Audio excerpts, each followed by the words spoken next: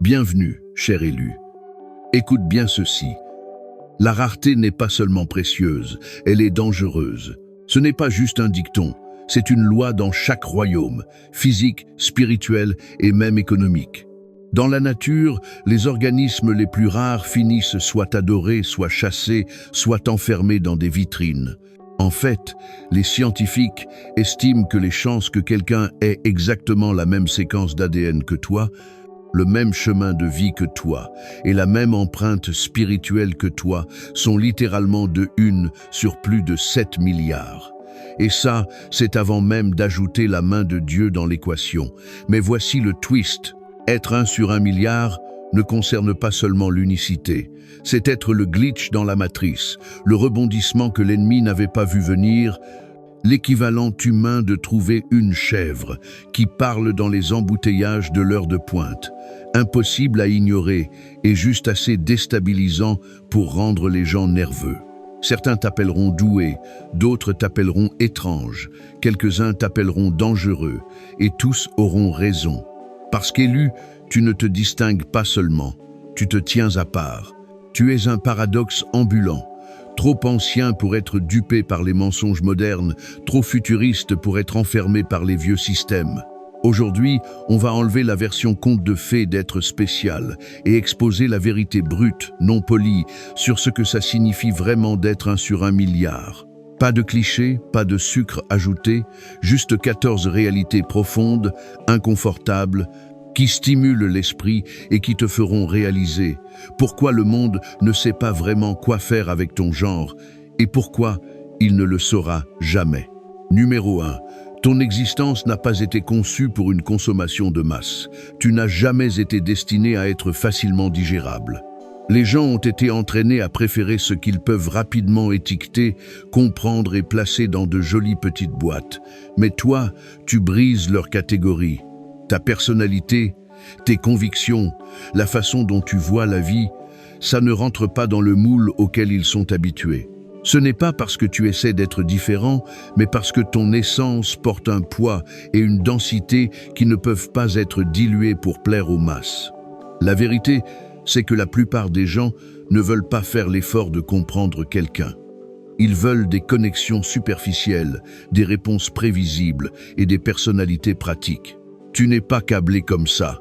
Tu as de la profondeur dans un monde qui prospère sur la superficialité. Tu as des couches qui demandent de la patience pour être découvertes. Et tout le monde n'a pas la discipline ou la capacité spirituelle pour passer la première. Pour l'œil non entraîné, tu peux sembler trop ou trop intense, mais c'est parce qu'ils sont habitués aux collations légères. Et toi, tu es un repas complet. Ta présence force les gens à affronter plus que juste toi. Tu les fais se confronter à eux-mêmes. C'est là que vient l'inconfort. Ils ne peuvent pas te consommer sans goûter aussi à leurs propres insécurités, contradictions et demi-vérités. Pour certains, c'est inspirant, pour d'autres, c'est infuriant. Et donc, plutôt que d'admettre qu'ils n'ont pas la capacité de te recevoir vraiment, ils essaient de te réduire à quelque chose qu'ils peuvent gérer. Mais le divin ne crée pas d'âme gérable. Dieu ne t'a pas envoyé ici pour rentrer parfaitement dans les attentes de la majorité. Tu as été conçu pour ceux qui sont prêts à lutter avec la vérité, lutter avec leur propre cœur et quand même se présenter, prêts à embrasser ce qu'ils ne comprennent pas pleinement. C'est pourquoi tu te sens souvent incompris ou même isolé. La personne moyenne ne sait pas comment gérer un esprit comme le tien sans le diluer. Et si tu as déjà essayé de te rendre plus palatable, tu as probablement remarqué que ça ne marche jamais longtemps. Ton authenticité est trop forte pour être supprimée de façon permanente. Être pas pour tout le monde n'est pas un défaut. C'est la preuve que tu opères à une fréquence que seuls quelques rares peuvent entendre. Ceux qui le peuvent te traiteront comme le trésor que tu es.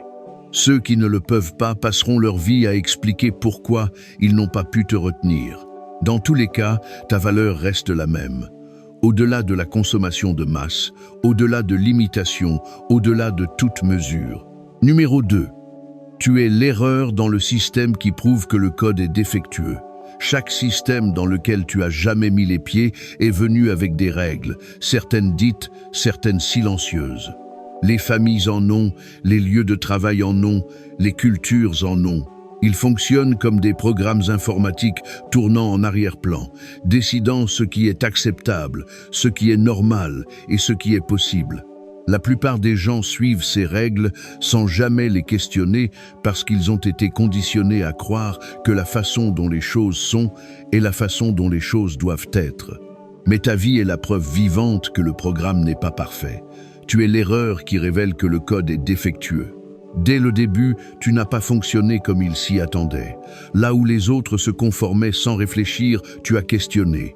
Là où les autres restaient silencieux pour garder la paix, tu parlais. Là où les autres acceptaient les limites, tu les repoussais. Ce n'était pas de la rébellion pour la rébellion, c'était ton esprit refusant d'opérer sur un système d'exploitation défectueux. Ça t'a fait te distinguer d'une façon que tu ne pouvais pas cacher, même si tu le voulais. La chose avec être le glitch, c'est que tu exposes l'illusion que le système est infaillible. Quand tu réussis là où il disait que c'était impossible, ou quand tu t'éloignes de structures qu'il disait incassables, tu forces les gens à affronter le fait que être la façon dont ça a toujours été n'est pas la vérité. C'est juste la tradition. Et la tradition, une fois exposée, commence à perdre son pouvoir. C'est pourquoi les systèmes, qu'ils soient sociaux ou spirituels, essaient souvent de neutraliser les gens comme toi. Pas parce que tu es bruyant ou perturbateur, mais parce que ton existence même prouve qu'ils ne sont pas aussi absolus qu'ils le prétendent. Certains te ressentent pour ça. Ils ont construit leur identité, leur sécurité et parfois même leur moralité autour des règles du système. Quand tu arrives et que tu contournes sans effort ces règles, ça peut sembler comme si tu attaquais les fondations même de leur vie. Mais ton but n'a jamais été de rendre les gens à l'aise. Ton but était de révéler ce qui était cassé. Et parfois cette révélation fait mal. Tu ne challenges pas seulement les règles, tu challenges la source des règles. Tu tires le rideau et montres que ce que tout le monde pensait inébranlable était souvent juste fait par l'homme, motivé par la peur ou protecteur du pouvoir. C'est pourquoi ton genre est rare. Tu n'es pas ici pour être absorbé dans le système. Tu es ici pour changer le code. Et une fois qu'un glitch est découvert, le système ne peut plus prétendre qu'il était parfait. Numéro 3.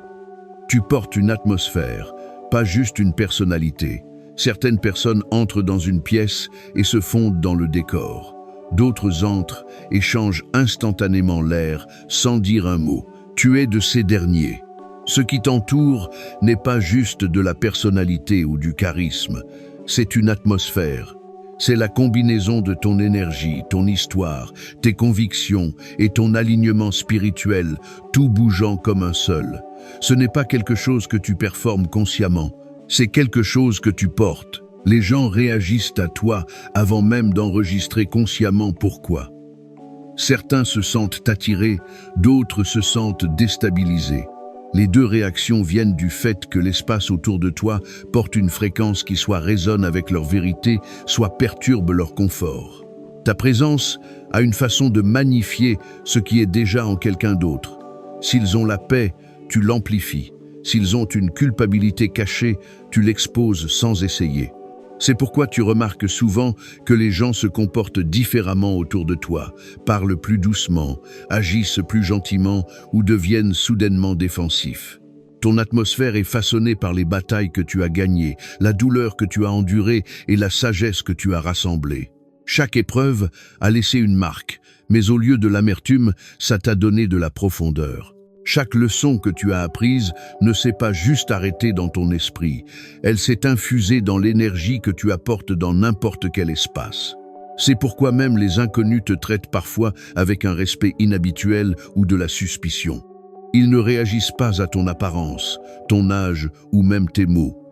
Ils réagissent à ce que tu portes. C'est aussi pourquoi les environnements ne peuvent pas te retenir longtemps s'ils ne sont pas alignés avec ton esprit. Quand ton atmosphère est plus forte que celle dans laquelle tu entres, deux choses se passent. L'espace change pour te correspondre ou il te résiste jusqu'à ce que tu partes. Les deux résultats confirment la même vérité. Tu n'es pas neutre, tu fais pencher la balance dans chaque pièce que tu entres. Et même si certains pourraient essayer d'imiter cet effet, ça ne peut pas être fin. L'atmosphère vient de l'authenticité, de traverser des saisons qui t'ont forcé à t'enraciner dans qui tu es. Ça ne peut pas être acheté, enseigné ou emprunté. C'est gagné en vivant pleinement et en refusant de compromettre ton essence. Tu ne participes pas juste à un environnement, tu le redéfinis. C'est pourquoi tu ne peux jamais être juste un autre visage dans la foule. Ta présence est le climat et tout le monde doit s'ajuster à elle. Numéro 4. Ton esprit est une arme non forgée. La plupart des gens sont façonnés tôt dans la vie pour rentrer dans un rôle prédéterminé. On leur apprend comment penser, comment se comporter, comment se limiter pour qu'ils glissent parfaitement dans le fourreau que la société leur tend. Leurs arêtes sont limées. Leur feu est atténué en une lueur gérable. Ils deviennent prévisibles et la prévisibilité est facile à contrôler. Mais tu n'as jamais pleinement soumis à ce processus. Tu n'as pas laissé le monde finir de te modeler en quelque chose de sûr. Ton esprit reste brut, brûlant et indompté.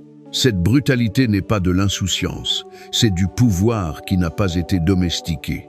Tu n'as pas été émoussé en une forme qui peut être facilement étiquetée ou confortablement rangée. C'est pourquoi les gens te trouvent dur à catégoriser. Un moment tu es calme et observateur, le suivant tu tranches les mensonges avec précision. Tu ne suis pas toujours la séquence attendue et cette imprévisibilité garde ceux qui t'opposent sur leur garde. L'arme de l'ennemi, c'est l'anticipation. S'ils peuvent prédire tes mouvements, ils peuvent s'y préparer.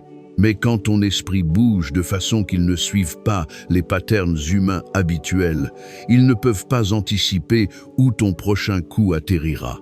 Ils ne peuvent pas trouver tes limites parce que tu refuses de vivre dedans. Ton état non forgé signifie aussi que tu es encore en évolution.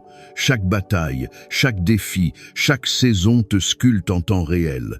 Tu n'es pas un artefact fini assis dans une vitrine. Tu es une arme vivante encore chauffée dans le feu, encore façonnée par les mains de Dieu lui-même. C'est une réalité terrifiante pour quiconque te sous-estime.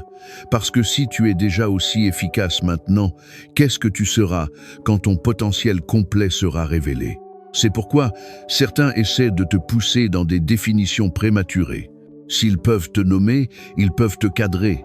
S'ils peuvent te cadrer, ils peuvent te limiter. Mais la vérité, c'est que personne ne peut te mesurer pleinement encore, pas même toi. Et c'est ton avantage. L'arme dangereuse n'est pas celle que tout le monde a étudiée. C'est celle qu'ils n'ont jamais vue avant et qu'ils ne peuvent pas comprendre jusqu'à ce qu'elle ait déjà frappé. Numéro 5. Tu as dépassé la scène avant même qu'ils finissent de la construire. Certaines personnes passent toute leur vie à attendre un moment qu'elles croient les définira. Le grand break, l'opportunité qui les mettra enfin sous les projecteurs. Elles répètent pour ça, se préparent pour ça et construisent toute leur identité autour de l'idée de se tenir un jour sur cette scène. Mais tu as vu quelque chose qu'elles n'ont pas vu. Tu as reconnu tôt que la scène qu'elles construisent n'était pas conçue pour quelqu'un comme toi.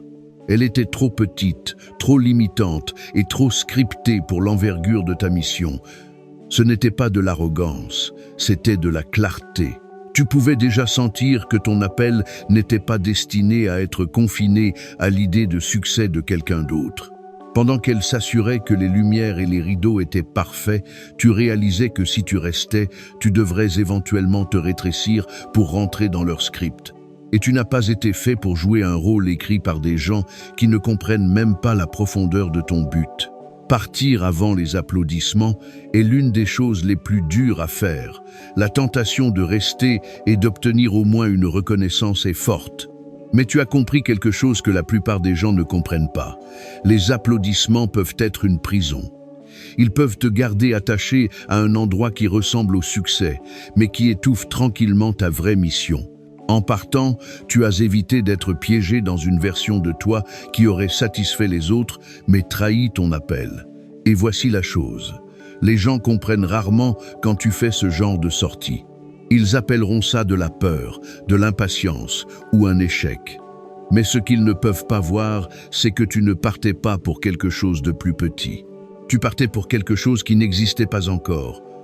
Tu partais pour construire une plateforme qui pourrait supporter le poids complet de ta voix, ta vision et ton onction. La vérité, c'est que si tu étais resté, tu aurais être été célébré un moment, mais oublié à long terme. En partant, tu t'es positionné pour un impact qui survivra à l'attention de la foule. Tu n'as pas juste sauté leur scène, tu es allé construire ta propre arène. Et quand ton temps viendra, ce ne sera pas à propos des applaudissements, ce sera à propos de l'alignement. Numéro 6. Tu as hérité de batailles qui n'ont pas commencé avec toi, mais qui se termineront avec toi. Il y a des luttes dans ta vie qui n'ont rien à voir avec tes choix personnels. Elles n'ont pas commencé dans ta vie et n'ont pas leur origine dans tes erreurs. Une partie de la résistance que tu as affrontée a été transmise comme un héritage non désiré, tissé dans l'histoire de ta famille bien avant ton arrivée. Ce sont les batailles qui ont consumé tranquillement ta lignée pendant des générations. Elles se montrent comme des patterns, des cycles et des malédictions non dites que tout le monde sent mais que peu peuvent nommer. Tu n'as pas choisi ces guerres, mais tu as été choisi pour elles. Pas parce que tu es le plus agréable ou le plus volontaire, mais parce que tu es celui équipé pour briser ce que les autres ne pouvaient que survivre. Là où les générations passées ont appris à endurer le combat, tu as reçu l'insight pour le démanteler. C'est pourquoi ta vie a semblé plus lourde que la plupart. Tu ne portes pas juste tes propres luttes. Tu portes des missions non résolues de ceux qui sont venus avant toi. Le poids est injuste, mais il est purposeful. L'armure que tu as dû développer, la résilience, le discernement, la netteté spirituelle n'était pas juste pour tes batailles personnelles. Elle a été forgée pour que tu puisses terminer celles qui ont drainé silencieusement le potentiel de ta famille pendant des siècles. Et quand tu combats ces batailles, la résistance peut être féroce. L'ennemi sait que si tu gagnes, leurs plans, leur influence et leur contrôle commenceront à s'effondrer. C'est pourquoi la guerre semble plus personnelle, plus implacable et plus épuisante pour toi qu'elle ne l'a jamais été pour les autres. Tu es le point tournant, tu es la brèche dans le barrage. Terminer une bataille générationnelle demande plus que de la force. Ça demande de refuser de répéter les erreurs qui l'ont gardé en vie, même quand ces erreurs semblent familières et confortables. Ça signifie poser des limites que les autres n'ont jamais osé poser. Ça signifie dire non à ce que tout le monde tolérait. Ça signifie s'éloigner d'accords que tu n'as jamais signés mais dans lesquels tu es né. Tu es le combattant final, pas parce que tu étais le seul volontaire à combattre, mais parce que tu es le premier capable de gagner. Quand tu finiras ça, l'histoire de ta lignée changera pour toujours. Numéro 7. Ton esprit détient des cartes que les autres ne savent même pas exister. Les gens veulent souvent bien faire quand ils donnent des conseils. Ils parlent de leur propre expérience, leurs victoires et défaites, leur propre compréhension de comment le monde fonctionne. Mais il y a une limite à ce guidance. Il ne peut couvrir que le terrain qu'ils ont personnellement parcouru, et ta vie n'a jamais été destinée à suivre les sentiers qu'ils connaissent. Tu es né portant des blueprints pour des paysages qui n'apparaissent même pas sur leur carte. C'est pourquoi leurs conseils semblent parfois mal assortis, même quand ils viennent de l'amour. Ils offrent des directions basées sur des routes qui mènent ailleurs entièrement. Ils ne peuvent pas voir le terrain que tu navigues parce qu'il n'a pas encore été découvert. Et tu n'es pas ici pour être un touriste, tu es ici pour être un cartographe. Ce rôle peut être solitaire quand il n'y a pas de chemin devant toi. Il n'y a personne pour marcher devant et dire « c'est le chemin ». Tu dois te fier à ton propre discernement, ta propre connexion à Dieu, ta propre capacité à remarquer des signes que les autres ignorent. Pendant qu'ils ont besoin de panneaux routiers et de confirmation, tu es guidé par un instinct aiguisé par la lutte, par une vision qui ne vient pas de la sagesse humaine. C'est aussi pourquoi tes décisions confondent souvent les gens. Ils ne peuvent pas comprendre pourquoi tu quitterais ce qui semble sûr, pourquoi tu refuses des opportunités qu'ils feraient n'importe quoi pour avoir, ou pourquoi tu prends des risques qui semblent imprudents de leur perspective. Ce qu'ils ne réalisent pas, c'est que leur route sûre pourrait être ton impasse. Tu n'ignores pas la sagesse. Tu suis un autre type de carte, une avec des destinations qui demandent du courage pour même les nommer. Porter des blueprints invisibles signifie aussi que tu vois parfois le danger bien avant les autres. Tu sais quand une route familière est sur le point de s'effondrer, tu peux sentir quand un raccourci prometteur est en fait un piège. Cette prévoyance n'est pas de la paranoïa, c'est un don. Un don qui t'a sauvé de désastres dans lesquels les autres ont marché aveuglément. À la fin, ceux qui doutaient de toi pourraient un jour te demander les directions qu'ils essayaient autrefois de te donner.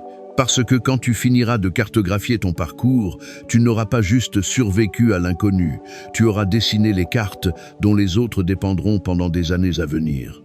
Numéro 8. Tu exposes l'illusion de leur autorité. Certaines personnes croient que leur pouvoir vient de titres, de positions ou de la capacité de contrôler les autres. Elles sont habituées à donner des instructions et à les voir suivies sans question. Elles construisent leur sens d'importance autour de l'idée qu'elles ont l'autorité pour déterminer qui monte, qui tombe, qui est inclus et qui est laissé dehors. Mais quand elles te rencontrent, quelque chose dans ce cadre commence à trembler. Ta résilience les force à questionner à quel point elles ont vraiment du contrôle. Tu ne bouges pas comme quelqu'un qui attend la permission.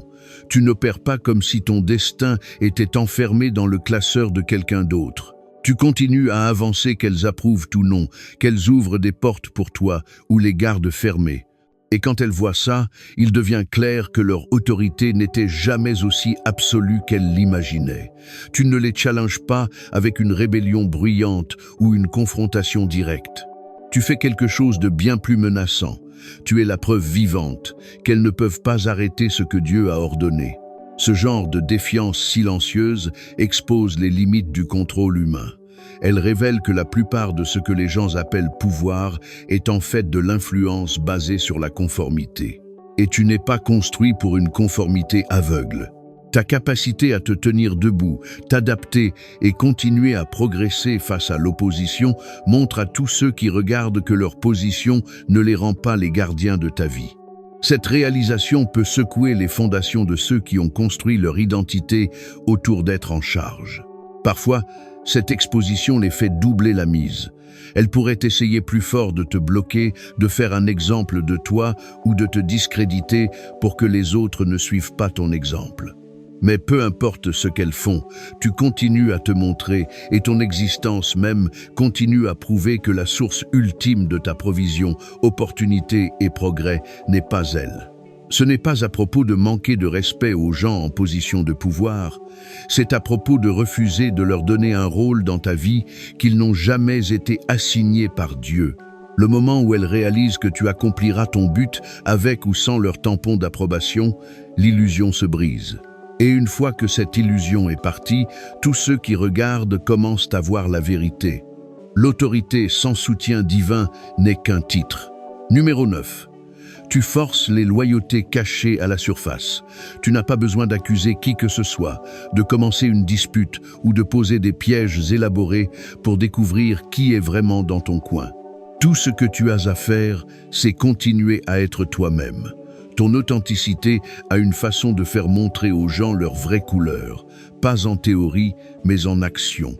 Quand tu vis sans jouer pour la foule, ça perturbe le confort de ceux qui sont loyaux seulement tant que tu rentres dans leurs attentes. Certaines personnes s'attachent à toi pour ce que tu apportes dans leur vie, accès, sécurité, influence ou même juste le sentiment de contrôle qu'elles obtiennent en étant proches de toi. Tant que tu es pratique pour leurs besoins, leur loyauté semble solide. Mais le moment où ta croissance, tes limites ou ton appel les obligent à s'ajuster, tu commences à voir les fissures. Soudain, le soutien s'estompe, le ton change et le « toujours là pour toi » devient suspicieusement conditionnel. Ta présence fonctionne comme un projecteur. Elle rend les prétendants inconfortables parce qu'il est dur de feindre la loyauté quand tu ne peux pas manipuler celui pour qui tu prétends. Sans que tu essaies, des situations commencent à surgir qui exposent les motifs. Un défi arrive et certains disparaissent.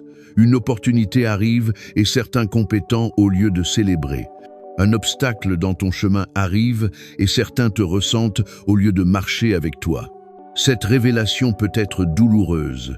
Tu as peu être cru que certaines personnes étaient liées à toi par amour ou respect véritable, seulement pour découvrir qu'elles étaient liées au bénéfice de ta présence. Mais en vérité, c'est un cadeau. C'est mieux de savoir qui est pour toi quand ça leur coûte quelque chose que d'être entouré de gens qui disparaîtraient le moment où tu n'es plus utile. Et ça marche dans les deux sens. Ta présence attire aussi les loyaux véritables au grand jour. Ceux qui sont prêts à se tenir avec toi, malgré tout, se révèlent quand ça compte le plus. Ces relations peuvent être moins nombreuses, mais elles sont plus fortes, plus profondes et plus durables. En existant simplement dans ta vérité, tu enlèves les déguisements derrière lesquels les autres se cachent. Tu n'as pas besoin de forcer leurs mains, ta vie fait le travail. Et une fois que tu as vu le vrai niveau de loyauté de quelqu'un, tu ne peux plus jamais être dupé par leurs mots. Numéro 10. Ton absence crée plus de bruit que ta présence. Quand tu es là, les gens s'habituent à la stabilité que tu apportes. Ils commencent à prendre pour acquis la façon dont tu tiens les choses ensemble, la façon dont tu apportes l'équilibre, résous les problèmes, garde la paix ou simplement crées une atmosphère où les choses tournent plus fluides. Tu le fais si naturellement qu'ils arrêtent de remarquer que c'est toi. Ils commencent à croire que l'harmonie qu'ils apprécient est juste comme les choses sont. Mais la vérité devient indéniable quand tu recules. Ton absence ne crée pas juste de l'espace, elle crée un écho. Le vide que tu laisses derrière a une forme qui ne peut être remplie par personne d'autre, parce que ce n'était pas juste à propos de ce que tu faisais, c'était à propos de qui tu étais en le faisant.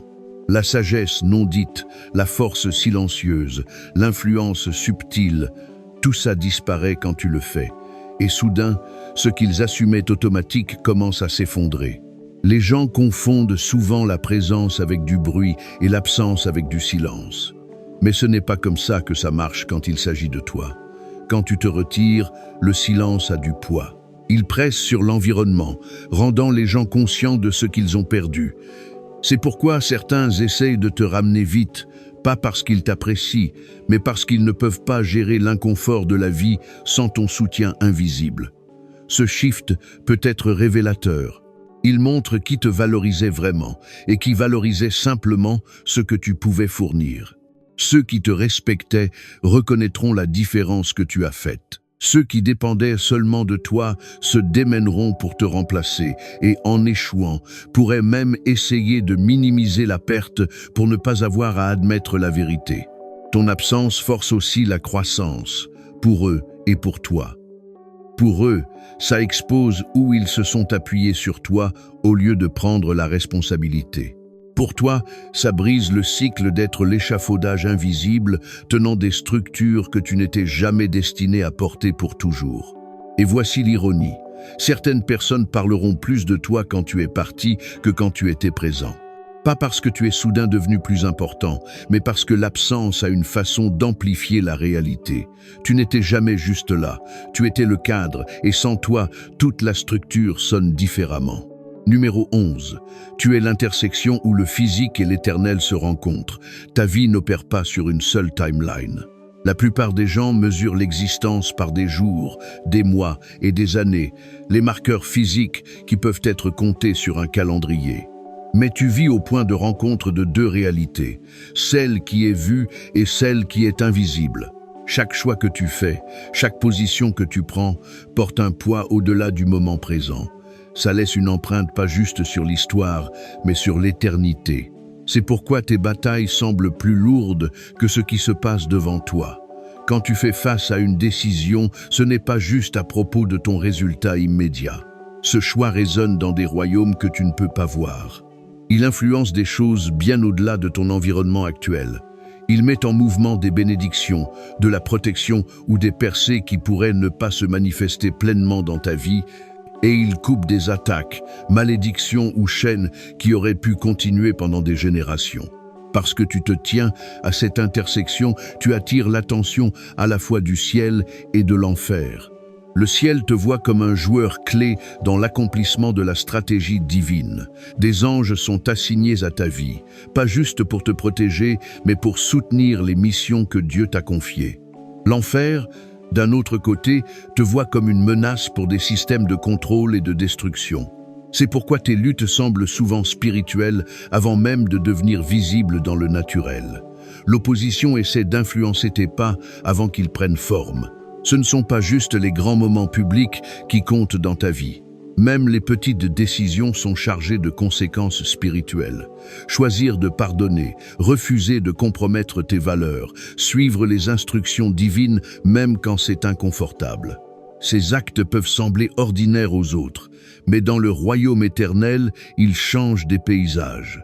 Vivre avec ce genre de double conscience peut être à la fois habilitant et épuisant.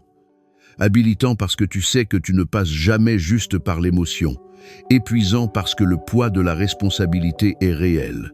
Mais c'est la vie de quelqu'un de choisi. Tu ne peux pas bouger sans affecter les deux mondes. Et quand tu saisis pleinement que ton obéissance, ton intégrité et ta persistance ont un impact éternel, tu arrêtes de vivre pour les applaudissements ou l'approbation dans le présent.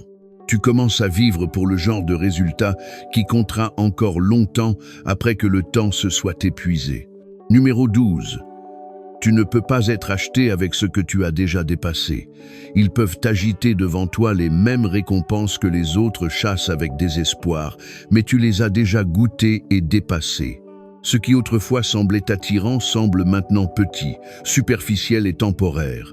Les choses mêmes pour lesquelles les autres se battent ont perdu leur éclat à tes yeux parce que tu as appris qu'elles ne peuvent pas acheter la paix, restaurer l'intégrité ou accomplir le but. C'est pourquoi les tentatives de te manipuler tombent à plat. Les gens habitués à contrôler les autres avec de l'argent, du statut, de l'approbation ou de l'accès se trouvent frustrés avec toi. Leurs outils ne marchent plus. Tu as déjà tenu ce qu'ils offrent et découvert que ça ne valait pas le poids que ça demandait à ton âme. Ils ne peuvent pas te tenter avec une scène que tu as déjà quittée ou un siège à une table que tu as déjà abandonnée. Tes valeurs ont shifté de la survie au legacy. Tu n'es pas intéressé par un confort à court terme si ça vient au coût d'une perte à long terme. Tu comprends que beaucoup d'offres ne sont pas des opportunités. Ce sont des pièges déguisés en récompenses, conçus pour te faire compromettre quelque chose d'éternel pour quelque chose de temporaire. Et parce que ta vision s'étend au-delà de la date d'expiration de ces prix, tu ne peux simplement pas être acheté. Ça ne te rend pas juste plus dur à contrôler, ça te rend impossible à prédire. Quand tu n'es pas drivé par les mêmes incitations que tout le monde, l'ennemi ne peut pas calculer tes mouvements. Tu ne chasses pas les applaudissements, donc ils ne peuvent pas te faire taire avec le rejet. Tu n'es pas désespéré pour la validation, donc ils ne peuvent pas t'accrocher avec la flatterie.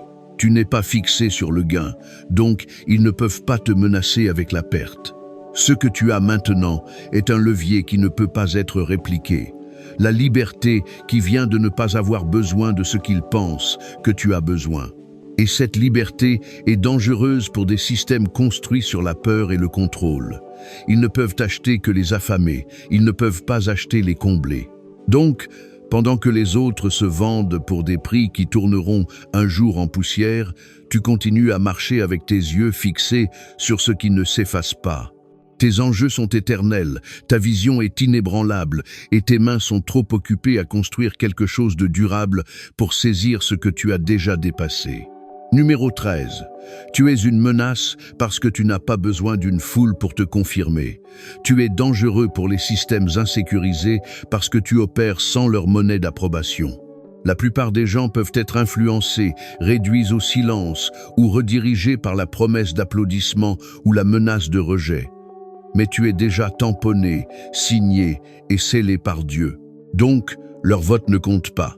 Tu n'as pas attendu qu'un comité certifie ton identité et tu n'as pas besoin d'une foule pour évaluer ta valeur. Ça déstabilise ceux qui dépendent du contrôle. Leur pouvoir dépend des gens étant affamés de reconnaissance, désespérés d'appartenance ou craintifs d'exclusion. S'ils peuvent te convaincre que ta valeur vient de leur acceptation, ils peuvent guider tes pas sans lever un doigt. Mais tu as brisé cette chaîne. Le moment où tu as appris qu'être choisi ne requiert pas d'être célébré. Ta confiance ne vient pas d'être vue, elle vient de savoir que tu es connu. Cette assurance subtile mais inébranlable te rend immunisé au chantage émotionnel des systèmes basés sur l'approbation. Ils ne peuvent pas t'attirer avec des plateformes ou te menacer avec l'exil parce que ta fondation n'a jamais été construite sur leur scène en premier lieu. Tu as été établi en privé bien avant d'être remarqué en public. L'ironie, c'est que moins tu chasses la reconnaissance, plus ta présence la commande. Les gens qui pensaient pouvoir t'ignorer finissent par te regarder. Les gens qui assumaient pouvoir t'effacer se trouvent à te discuter. Et pourtant, tu n'as pas besoin de leur validation. Pas parce que tu rejettes la communauté, mais parce que tu comprends que ta mission n'est pas soumise à un vote de popularité. Ça te rend imprévisible. Pendant que les autres scannent encore la foule pour des signes d'acceptation, tu es déjà en train de bouger vers la prochaine instruction divine. Tu es plus dur à acheter, plus dur à intimider et impossible à modeler en l'image de quelqu'un d'autre. Ton autorité est autosuffisante parce que sa source est surnaturelle. Dans un monde accro aux likes, followers et consensus public, tu es une perturbation ambulante, quelqu'un qui est libre avant les applaudissements, stable après la critique et inchangé par l'un ou l'autre. Et c'est pourquoi tu es une menace, parce que tu ne peux pas être possédé par la foule dont tu ne dépends pas. Numéro 14. Tu es la prophétie qu'il ne voulait pas voir s'accomplir. Tu es la preuve vivante que certaines prières dans ce monde étaient pour que ton existence soit retardée, déraillée ou détruite avant qu'elle prenne forme. Bien avant que tu prennes ton premier souffle, il y avait des mots prononcés sur ta vie, des déclarations, des promesses et des visions qui terrifiaient certaines personnes et certains royaumes. Ils savaient que si tu t'alignais jamais avec la plénitude de qui tu es, leurs plans, leur influence et leur contrôle commenceraient à s'effondrer. Et pourtant, te voilà, non seulement vivant, mais te rapprochant chaque jour de l'accomplissement exact qu'ils redoutaient. Ton existence perturbe des stratégies entières qui étaient construites sur l'assumption que tu n'atteindrais jamais ce moment. Pour certains, ce n'était pas personnel au début. C'était à propos d'arrêter quiconque à qui cette prophétie pourrait s'appliquer. Mais une fois que tu as commencé à montrer des signes, une fois que tes pas ont commencé à matcher le script ancien écrit sur toi, c'est devenu personnel.